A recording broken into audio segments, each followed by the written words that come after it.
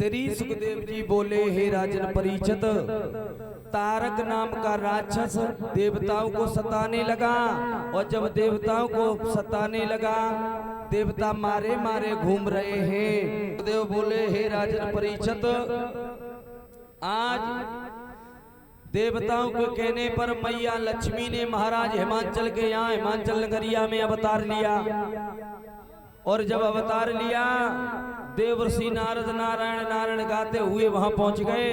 हिमांचल अपने महलों में ले गए। हमारे घर में बिटिया जन्मी है, नारद बा को नामकरण और हस्त रेखा देख के जी बताओ आगे चल कर के वो क्या करेगी, उसकी शादी किसके साथ होगी। अरे सुंदर है गुणवान और लली की सूरत है प्यारी,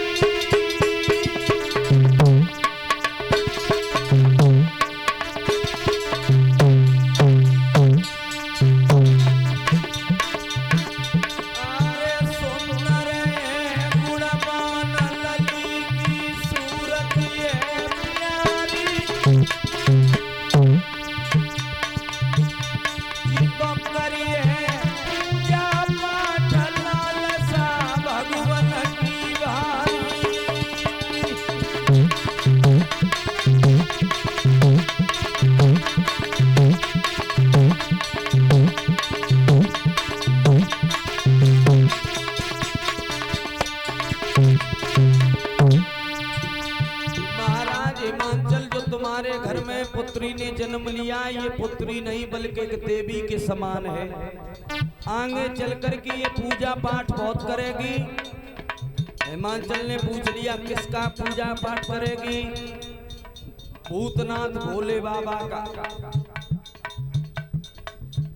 देवर्षि नारद समझा रहे हैं, देखने में बहुत सुंदर है तुम्हारी लड़की, इसलिए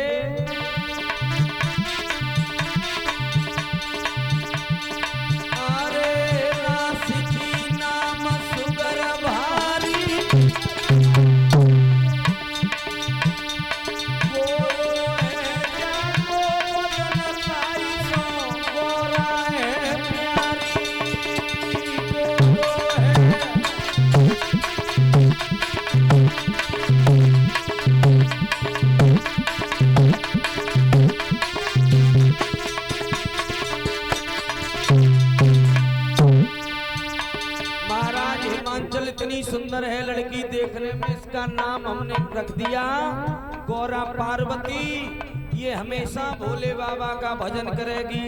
और सुनो,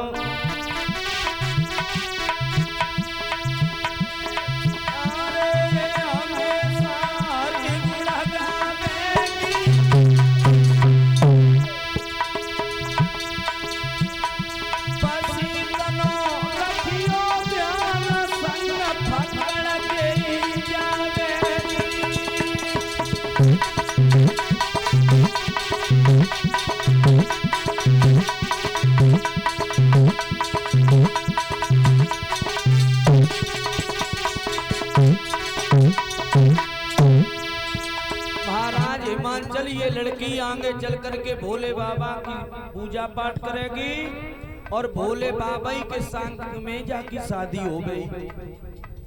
और भोले बाबा को तो आप जानते ही, न रहने के लिए कोई मकान है न कोई कमरा। जहाँ समाधि लगा के बैठ गए तो बैठ गए, और जहाँ बिन्ने भांग पी लई तो पी लई।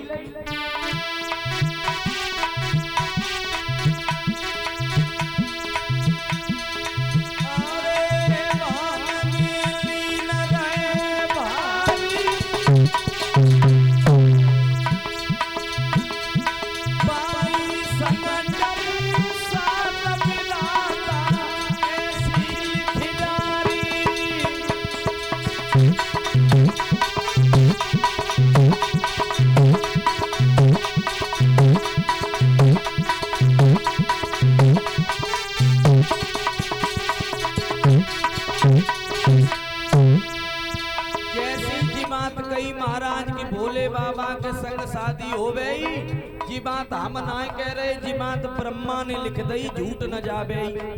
तो महाराज हिमांचल तो खड़े खड़े सुन रहे हैं, लेकिन उनकी पत्नी उनकी पत्नी ने जैसे ही सुना, महाराज हिमांचल की पत्नी ने तो सामने आई गई और नारद से जवाब दो, नारद जान बूझ के हम अपनी लड़की को काहे कुआं में धकेले, तुमने पहली जी बात बताई दी तो हम शादी ना करेंगे।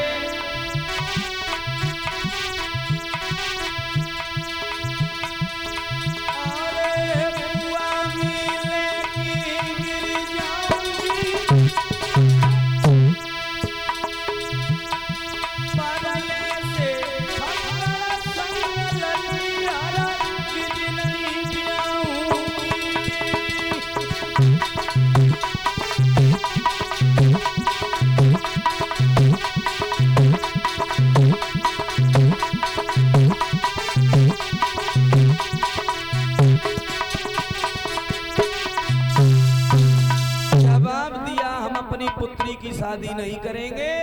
सुखदेव बोले, हे राजन परीक्षित, नारद वहां से चले गए।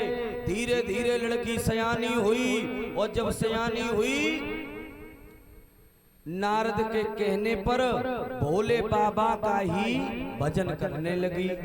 हिमांचल ने देखा तो रोका, ये क्या कर रही हो तुम, सारे दिन पूजा पाठ में ही लगी रहती हो, अपनी मैया के साथ काम में हाथ भी बटा लिया करो। और जब हिमांचल ने मना किया तो पार्वती महल छोड़ करके जंगल में निकली गई। और जब जंगल में निकली गई महाराज, हिमांचल ने सप्तऋषि भेज दिए, काऊ तरीका से हमारी लड़की को समझाए कि महलों में ले आओ। संत गए और जवाब दो, बिटिया काहे को पागल भई जा रही है भोले बाबा के पीछे, तुमने कमऊ भोले बाबा को देखो। और जैसी जी बात सुनी कि देखो, तो पार्वती ने तो हाथ जोड़े, जवाब दो महात्मा जी, अगर हम एक बात तुमसे कहें तो कहीं तुम बुरा न मान जाओ।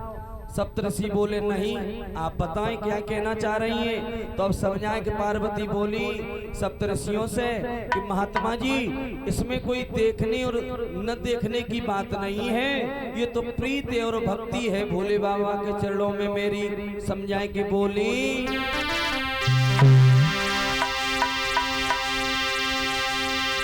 कि दिल के बाजार में दौलत नहीं देखी जाती, प्यार हो जाए तो सूरज